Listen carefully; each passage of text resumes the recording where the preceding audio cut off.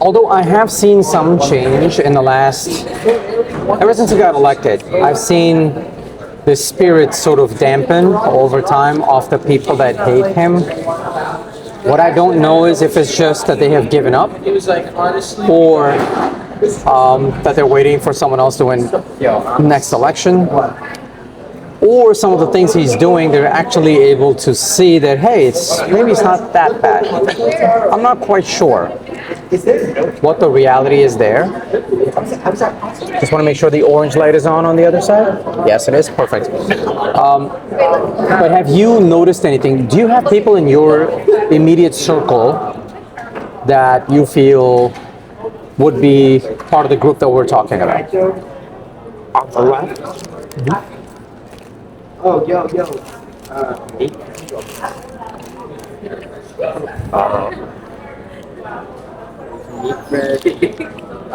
Yes, but it's not discussable. It's not discussable. No. You mean with them?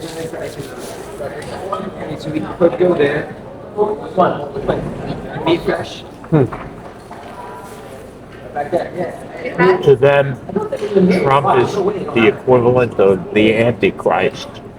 Right. But I thought these people are not religious. Or some of them. Well,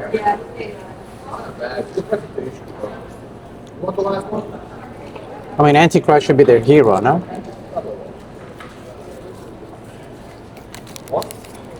I guess.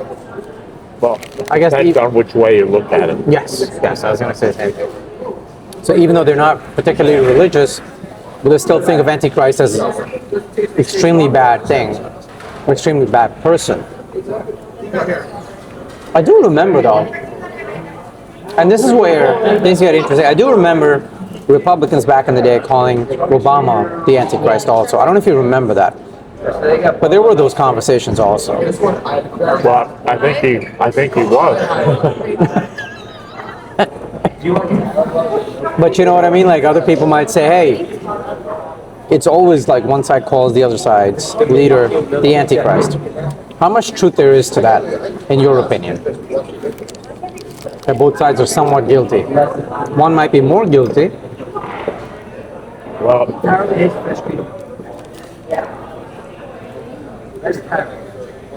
I think Obama was the beginning of what we have today. Mm-hmm.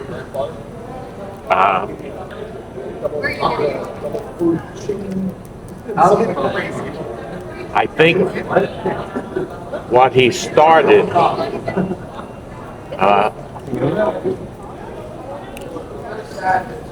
was so negatively revolutionary that he could only go so far. And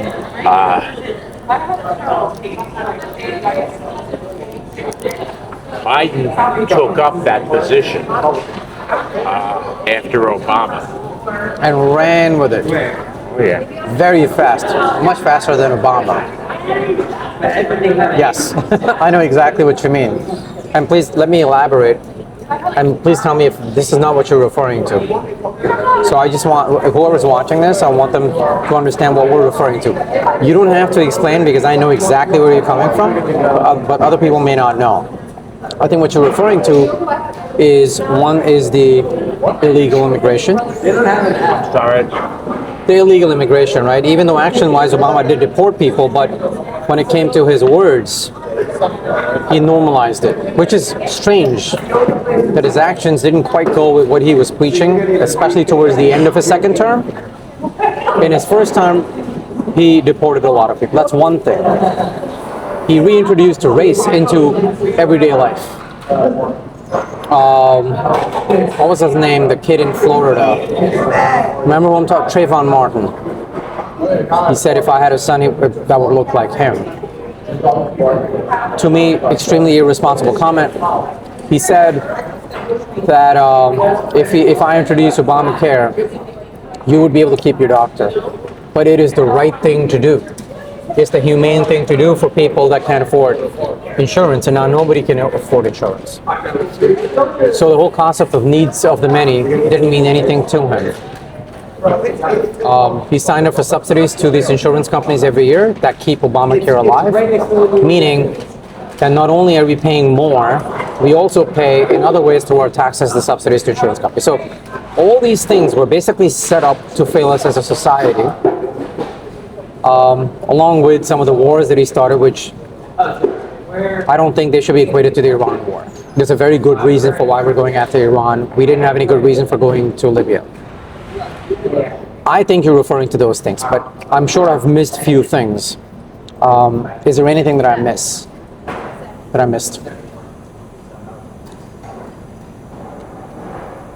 Well,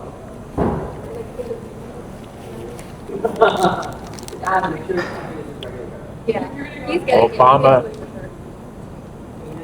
introduced the culture of victimhood. And Where are you coming home or you coming with us? that, in many ways, describes where that side politically is coming from. Hey, whatever you want. They have all been victims of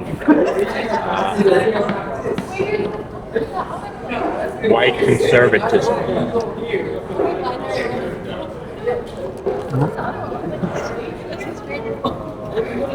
And as long as they believe that, there's no dealing with them.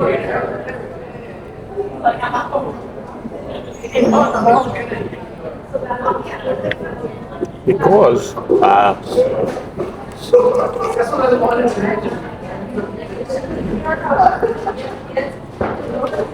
they believe that most of the country is out to screw them, and that most of the country hates them. They're out to screw them because they hate them. They believe that more than half the country hates them, and therefore they are going to exploit them.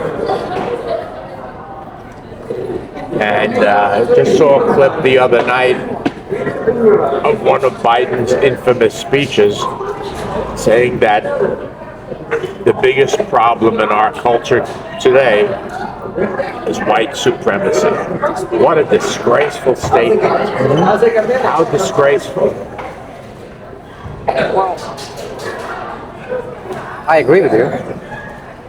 But again, I was on that side for a long time, right? I voted for Obama, I voted for Biden, and then I slowly started to understand what was actually happening once I got into the world of business. I also have a full-time job, so I kind of see both perspectives. So I started to see that, okay, I can kind of see what's going on here. But what I still can't explain is why people, college grads that have successful careers or good careers, they're not able to see the inconsistency of the arguments that Democrats present in front of them. For example, they talk about they're against racism, they're against sexism. That's what they sell, right? Those are their two hot markets. Say, hey, if you're a minority, you better vote for us. If you're a woman, you better vote for us because we're on your side. We want to give you the right to abort, kids, and all that stuff. But when Biden comes out and says that I was told by the DNC that my running mate better be a woman and a woman of color. Now that statement would be perceived very differently by people like you and I than it is by a mainstream Democrat. They're going to say, oh look, finally they're supporting a woman. Finally they're supporting someone of color. And we're going to say, well, why just people of color?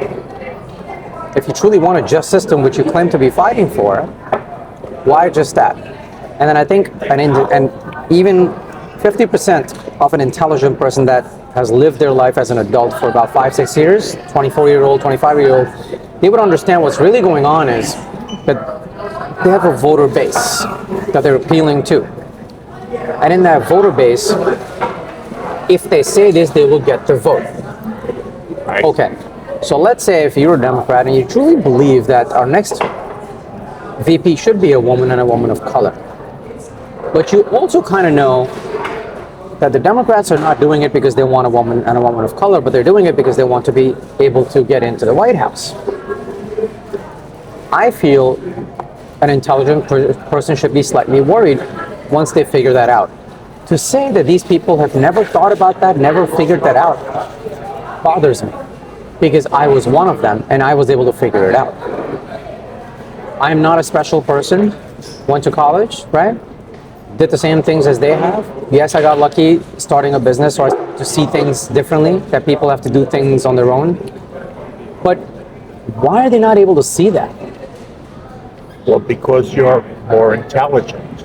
And all of them, there's not even one person on that side that can see through this BS, for lack of a better word. Oh, many of them have. See Alan Dershowitz, the famous Democratic liberal lawyer. He just announced he's leaving the Democratic Party and joining the Republican Party. Well, in case of, is it pronounced Dershowitz? Alan Dershowitz, right? How do you pronounce his last name? Dershowitz. Dershowitz, okay. So in his case, he's saying the main reason he's leaving the party is because Democrats have become very anti-Israel. That's true. But I'm sure there are other reasons too. I have certainly left the Democratic Party. I am now not a registered Democrat, I'm a registered Republican. That does not at all mean that I am completely aligned with all Republican values, but I do find them to be more to a common sense center than I do Democrats of today. I think Democrats have lost a lot of ground in terms of common sense issues.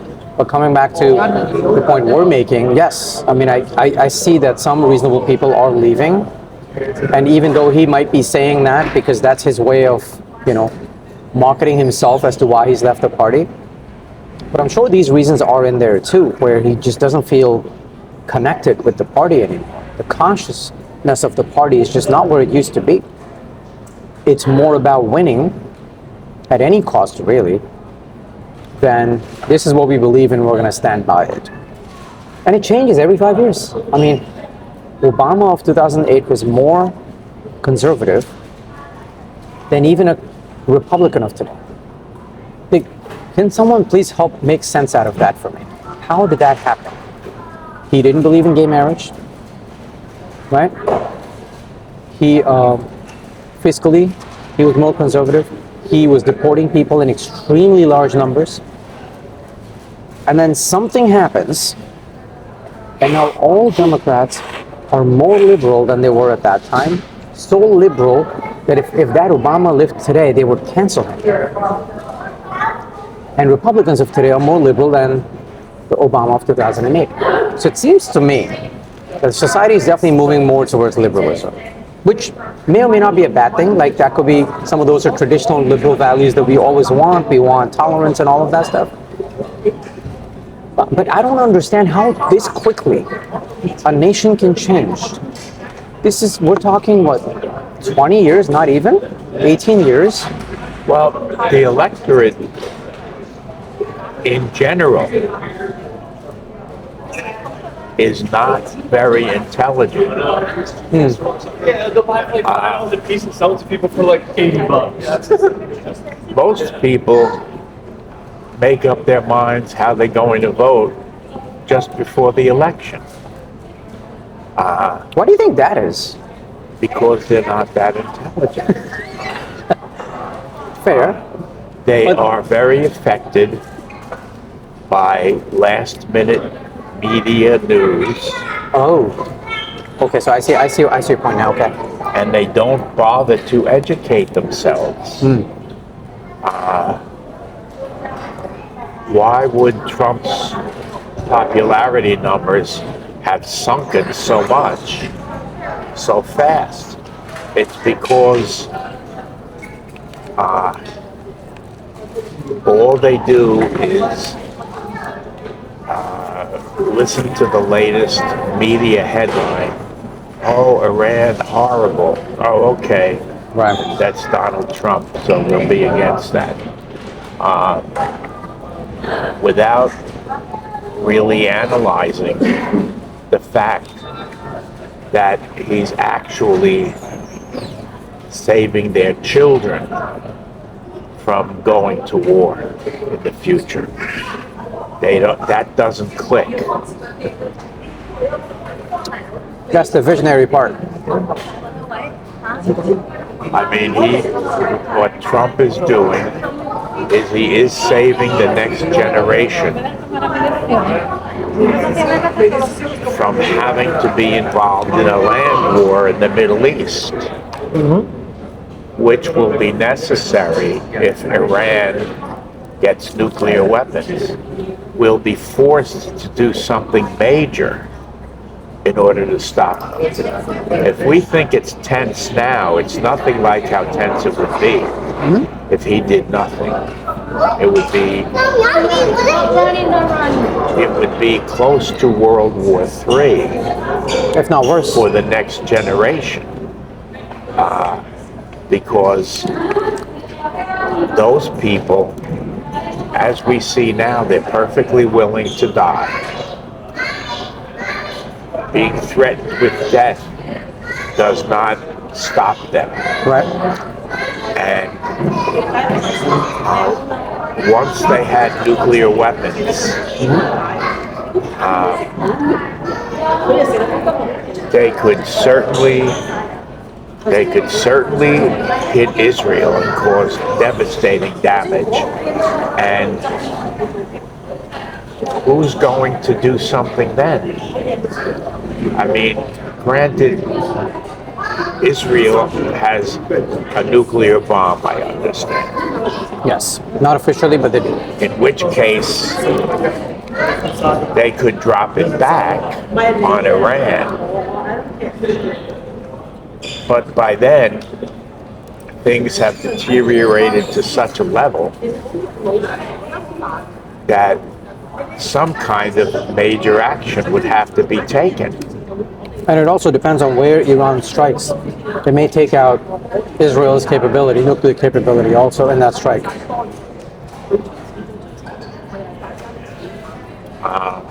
So we're talking about stopping that from happening right now. Right. But most people in America, they don't take the time to look into those things.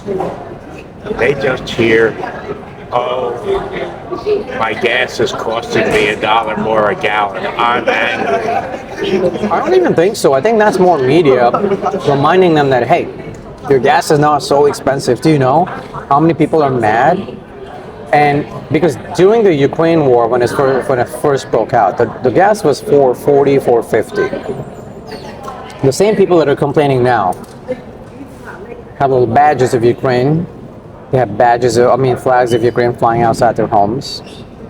What is that about? I mean, that's just crazy. I never knew that liberals had the heart for Ukraine, right?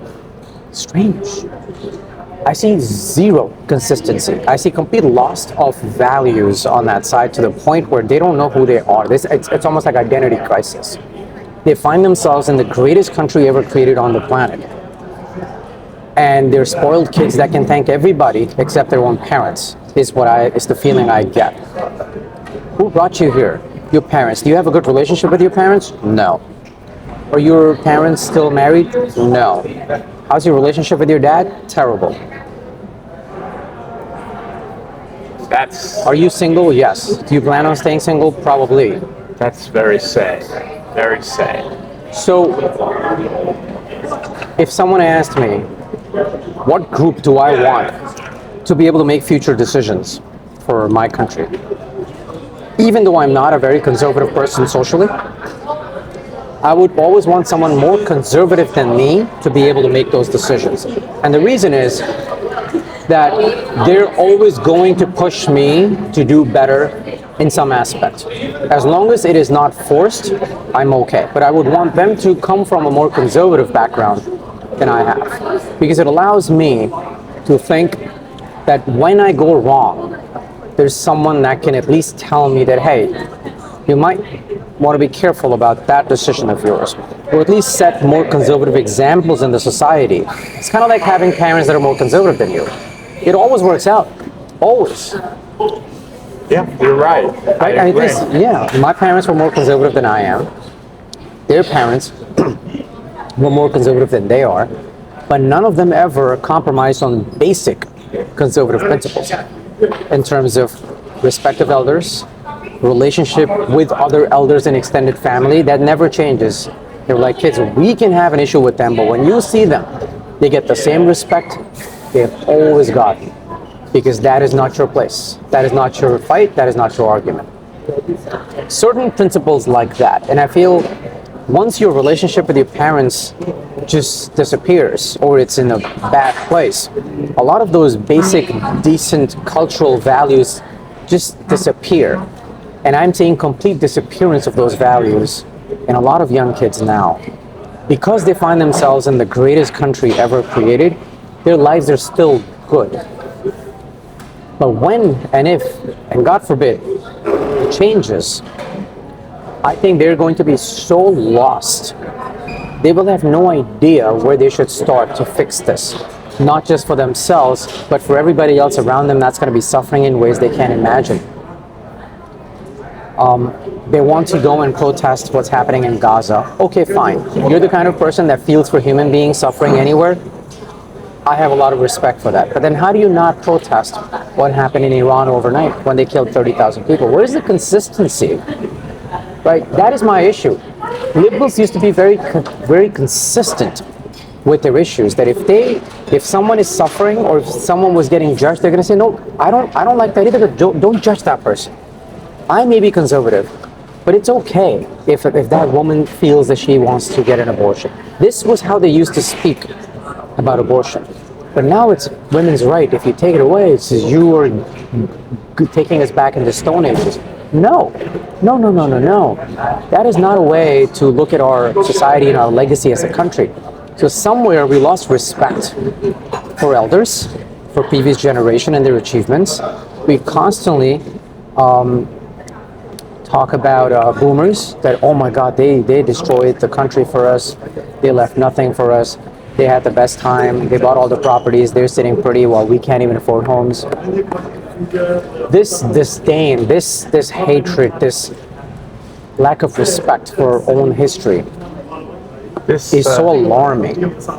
You're absolutely right. This started, it's pretty recent. It started in the not too distant past, because the way politics was up until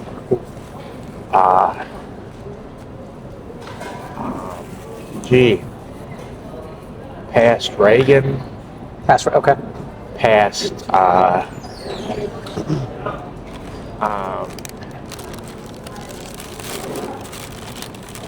well, I would say it probably started with Clinton, if I had to mark. You're thinking first term or? Well, with his scandal, with the Monica Lewinsky scandal. But Also, I would love to know, because I don't know enough about that time. but not him. It was the Republicans. They started the dragging down of a president based on his personal life. And I've always felt that was wrong. Interesting. And I agree with you.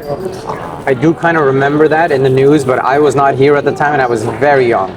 So I didn't quite understand. All I knew was people kept saying, so shameful that this happened, so shameful. And that's it. And Ken They Starr. impeached him. They impeached him over that. Do you think he should not have been impeached? Absolutely not. Please tell me why you think that. Because on paper, to someone hearing about it the first time, would think, wow, he did it in White House. That's so disrespectful to the office. Well, what they did is they pushed him into, how horrible, into a public deposition It's terrible. about his relationship with her. And they made him talk about the sex he had with her. How It's horrible. ridiculous. How horrible. I agree with you. And Yeah. they accused him in one way or another of lying to Congress so that on those grounds they could impeach him when they never should have forced him into that position to begin with.